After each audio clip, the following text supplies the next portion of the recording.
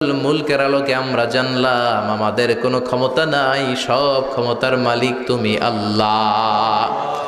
আমাদের কোনো কুদরত নাই, ক্ষমতা নাই, পাওয়ার নাই, সব পাওয়ারের মালিক তুমি আল্লাহ।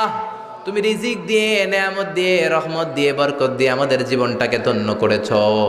তোমার রিজিক যদি তুমি বন্ধ করে দাও, এই পৃথিবীতে একদিন বাঁচার কোনো ক্ষমতা আমাদের নাই। তুমি পানির নেয়ামত যদি বন্ধ করে দাও, রব্বুল আলামিন এক ফোঁটা পানি কৃত্রিমভাবে বানানোর কোনো সুযোগ আমাদের নাই। আমাদের সবাইকে মাফ করে দিয়ে তুমি কবুল আর মঞ্জুর করে দাও।